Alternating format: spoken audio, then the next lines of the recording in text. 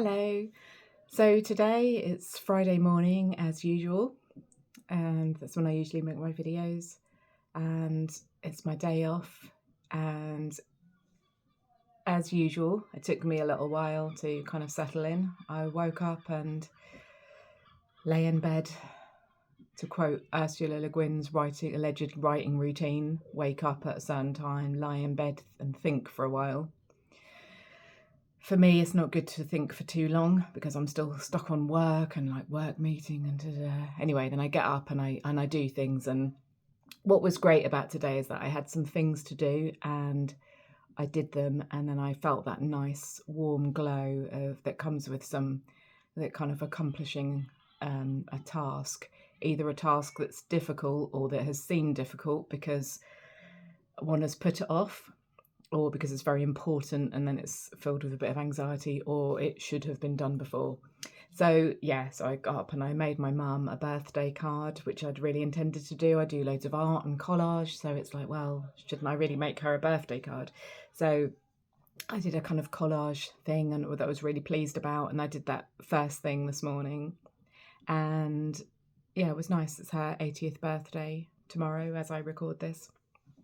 And yeah, I thought a lot about, there's so many people I know who don't have mums, and some don't have mums and dads, and how lucky I am really, but also how kind of it's a bit scary when you think about your mum getting older.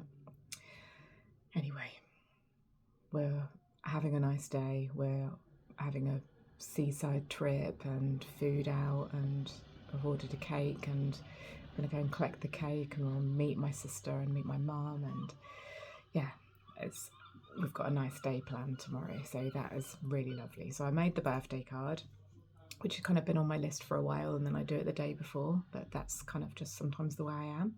But it felt good, what I did felt good, and I was pleased with it. And then I had to do like a kind of a boring task that I'd been putting off, and did that. And like many things that get put off, it's like was bigger than, made out to be bigger than it was. So I did that. And so aside from the video that I'm making, which is obviously really important, and that I've made this as a commitment that I will do this on my Friday mornings when I have quiet time.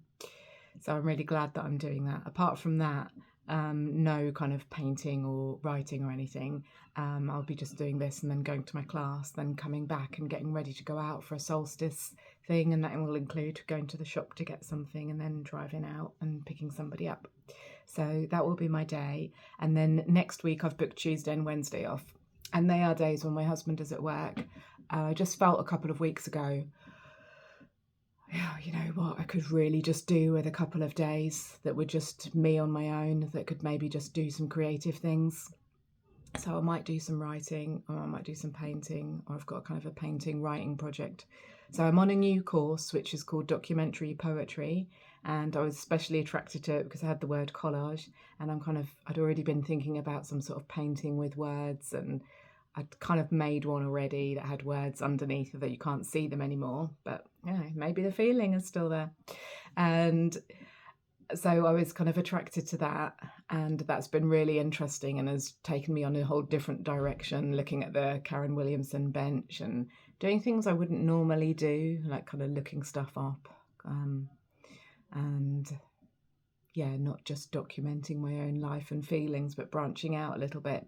And then by doing that, because it's not the thing, it's the effect of the thing, by doing that, I've just noticed all these kind of weird synchronicities. I mean, I'd worked really hard at building a wall between work and home, and then it's just all bleeding in, like one of the things that they say at work that really gets on my nerves is, oh, what is the question? What does everybody want out of this? Think of a question. And it's all, I always feel like we're in a science experiment, and we're kind of their science experiment. And, I'm talking about the psychologists, by the way, when I say this, not the people I support, and who I barely have any trouble with, I have to say. It's difficulties at work are invariably staff related, and I think most people in the business would say the same. So we'll think of the question. And then it was really interesting because at the class, it was like, wow, I think it's really good to when we do poetry, to think of a question, to start with a question. I was like, wow, that is weird. And then we did a whole thing all about prisons, and I'd just been thinking a lot about prisons and having a lot of empathy, and we spoke a lot about that, and it was like, wow, it really is sort of. And then I took a plunge and kind of shared some stuff with a friend about work when I'd been really focusing on, oh, we'll wall that off, we don't discuss it, we just discuss life outside work. But actually it just felt so much better. Yeah, you know, it feels better to talk to someone. You know, sometimes I have to be reminded of these basic things. And yeah, reminding you about your power, even though sometimes you doesn't always feel like it. And I would like to try and develop my own power a bit more, especially at work. But yeah, maybe it's just realizing that you have power, and that's sometimes the way it is at work, like just realizing that you have everything that you need, instead of sitting on a bench wishing for a friend or feeling lonely. It's like, well, you have all of those things. You have some friends and you have people. And yeah, it's been quite insightful, all these kind of synchronicities. There's probably others I can't remember, but that was just sort of off the top of my head that I hadn't really planned. Not that I really planned much, but what I had planned to talk about today was a painting, Hecate's Crossroads. That was one. My bowls and runes. So Hecate's Crossroads was interesting. Apparently one of the symbols of Hekate is flickering lights.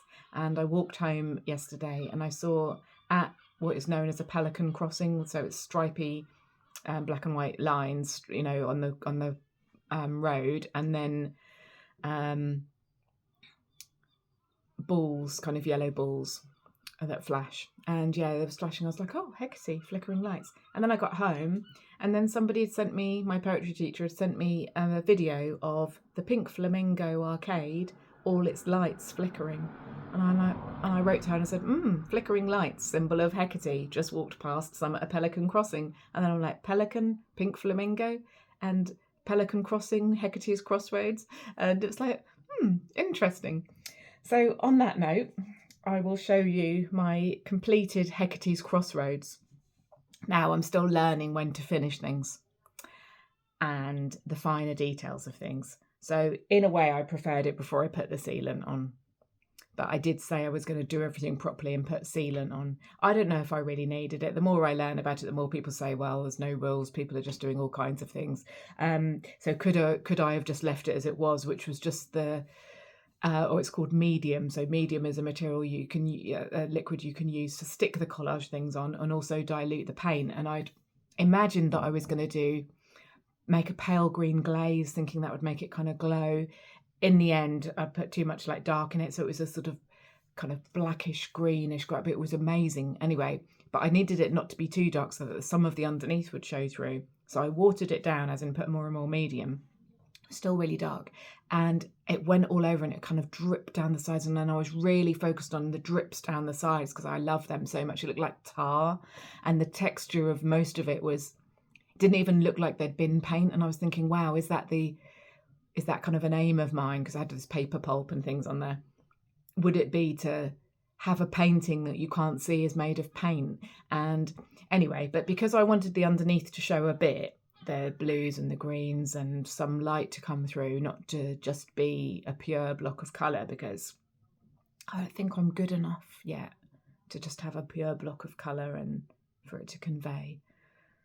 Or it didn't feel enough like me without all the quirky bits like the foil and the different shades and the it's got the twigs showing and things like that. Something a bit more to it, like what was it about, kind of thing. And so I did that, and I'm spreading the stuff, and then once it dried, I realised that you could see the brush strokes a bit. And I know there's nothing wrong with that, but yeah. And then I thought, well, I better seal it, because I kind of said I was going to seal it. That's the proper way to do it. I'm trying to get more professional. So I put the sealant on yesterday, and I suppose, like it's expected, it's a matte finish, so it's dulled it slightly. I don't know if medium is a bit more shiny, and maybe it's washed away the underneath a bit so you can see it more, but actually now it's dried, probably looks pretty similar to how it did. So anyway, this is it at Hecate's Crossroads. Began with a canvas from a charity shop locally, which I then put gesso on, the sort of thick stuff that covers, and it gave it texture. And then I put a warm yellow that I'd mixed up, then I put a cooler yellow that I'd mixed up, Then I ripped up some meaningful writing into tiny, tiny, tiny little bits and stuck all them on with the paint. And then I mixed some darker green, and then it went to this greeny blue.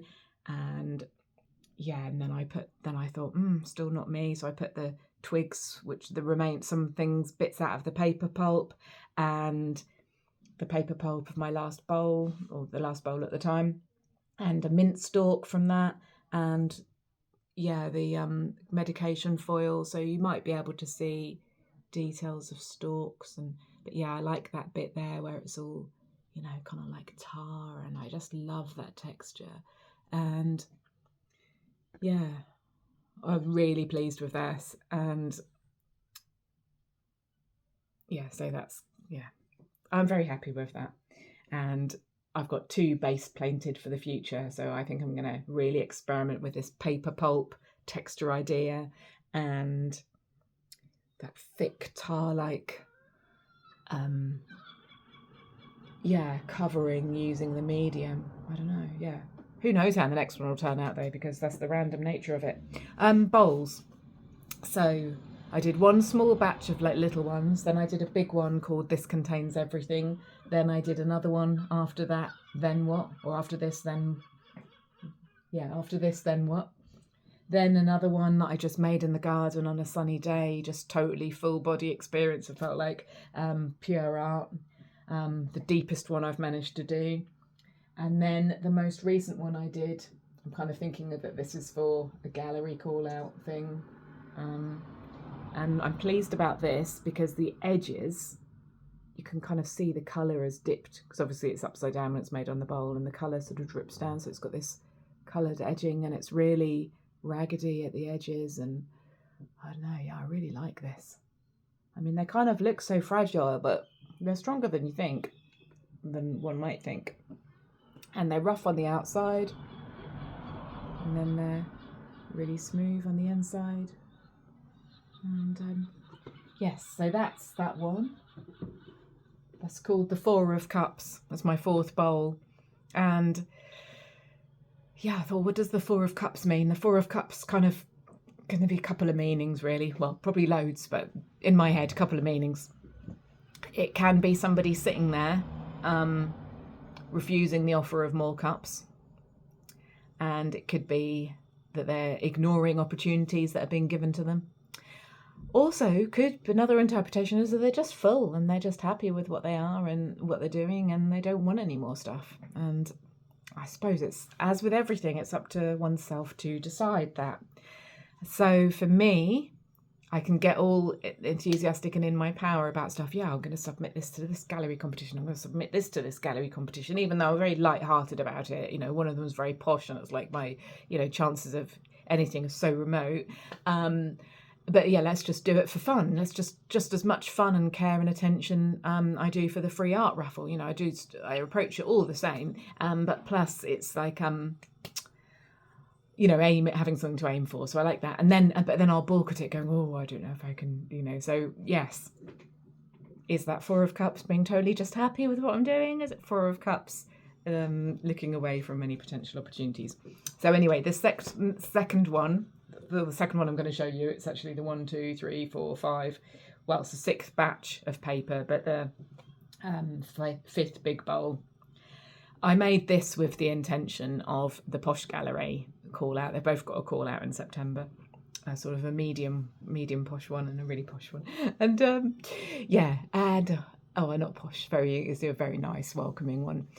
They both are, but one of them's both a bit more kind of intimidating than the other. And for an outsider art person like me.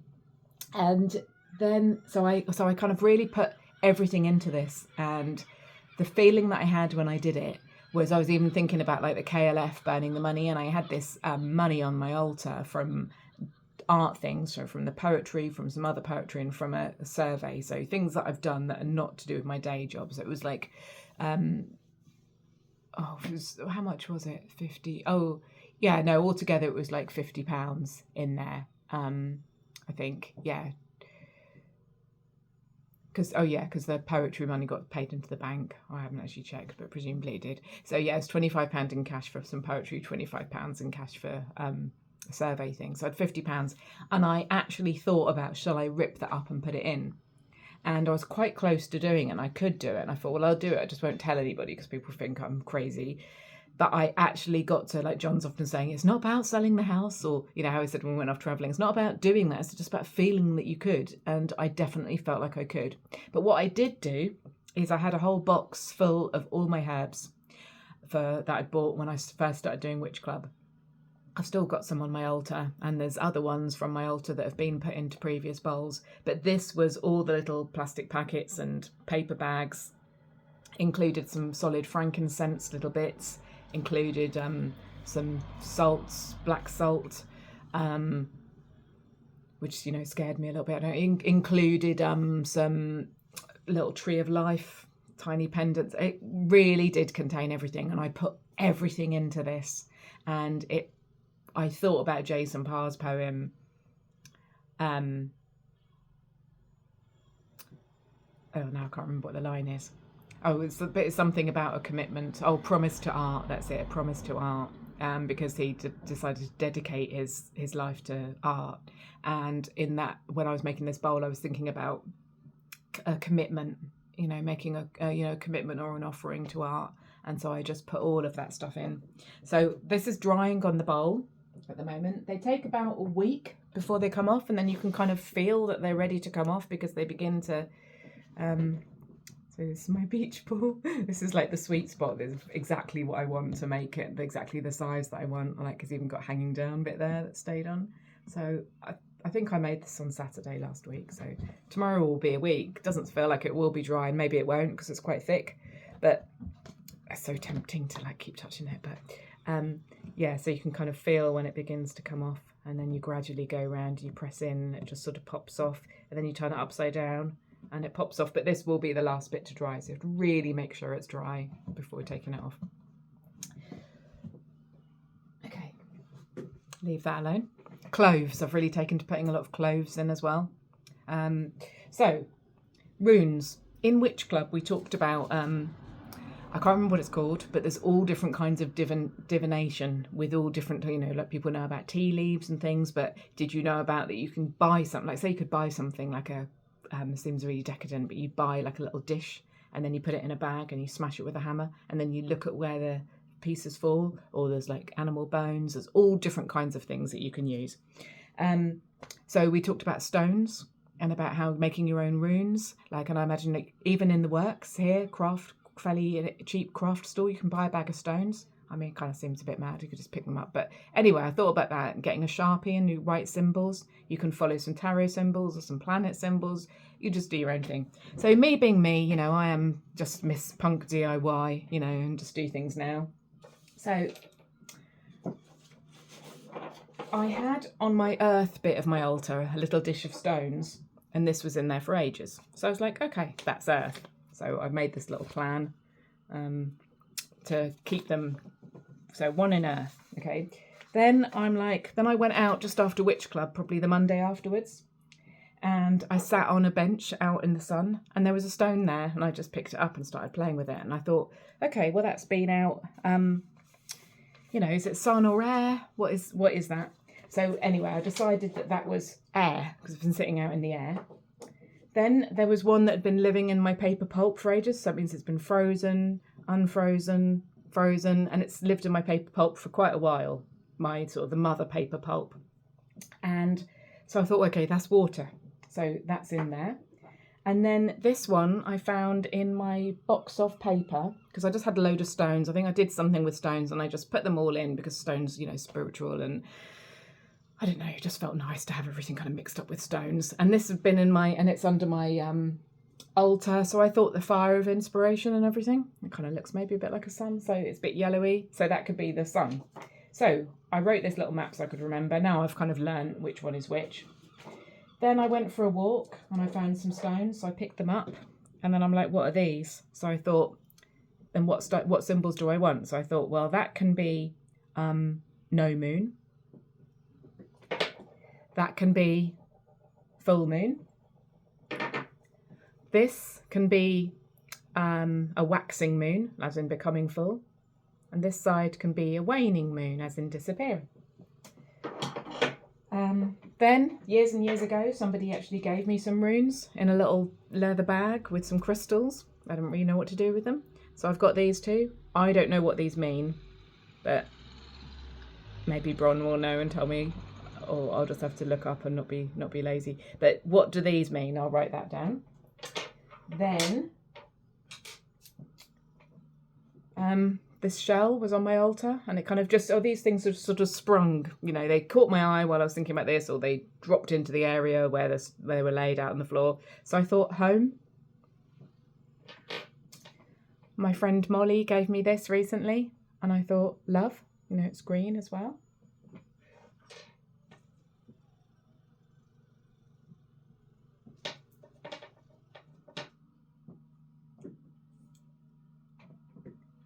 And then this can be the tower or the death. Death as in the tarot death. Just kind of like completely like clean and new, I guess, is another way of looking at that. And then this one, so we've got 1, 2, 3, 4, 5, 6, 7, 8, 9, 10, 11, 12, 13. And I don't know how this one appeared, whether it was just fell on the floor, but this can be the 13th rune. And I guess I can just decide what that means. So yeah, that's kind of how I do things. And to steal a bit of a quote from Timestamp, the purists, you know, the rune purists, the Wicca purists, the whatever purists might, you know, who knows what they might say. And this is just a quote from like on Timestamp. He's mixing up his colours and he's doing all this. It was, you know, it was amazing. It was a couple of videos ago, and he had this like sort of orange kind of thing. Yeah, orange. He's scraping it with big scraping. He kind of destroys it afterwards. And he was mixing up his colours and was like, oh, I don't know what the colour purist would say, because he just does it in his own way. So that's kind of what I mean by that. In my own way, it's kind of following my intuition, what stones I thought about it, even thought about going and buying some from the works. And then it's like, oh, I literally sit down there and I pick up a stone and not even thinking about it. It's in my hand, I'm playing with it. Oh, that's my stone. Okay, that's my first rune. Okay, and that's another one. And then, so I've got the elements, I've got those other runes, I've got a couple of moon ones. Home, heart, the tower, and the 13th, you know, just like sometimes it's good to just have a space, like, what does this mean? You know, put your own meaning on it, or that's something indescribable. So I follow a path when I do things that's very genuine, but it might not be very textbook. But yes, that just kind of happened. Have I talked about everything? Probably. Runes, paper mache bowls, painting, my new class, bit about general life. And yeah, tomorrow for me, today, tomorrow, probably would be a couple of weeks ago for you guys now, is the summer solstice. So yeah, it's a wonderful time here, and it's right now it's really, really sunny, and it's a great day for it, and it will be a day for like community, for me, community and being with people and celebrating that. And yeah, I suppose, yeah, I do feel the fire of the inspiration. I definitely do as well, feel the fire of that. And yeah, even though our summers in the UK are a little bit weird, you know, only a couple of weeks ago, totally soaked to the skin, and it's raining, and it can be cold and it can be warm, but yes, sometimes you have to remind myself, oh yes, it's the middle of summer, because it can feel a bit random here. But yes, happy solstice, everybody, and see you next time. Bye.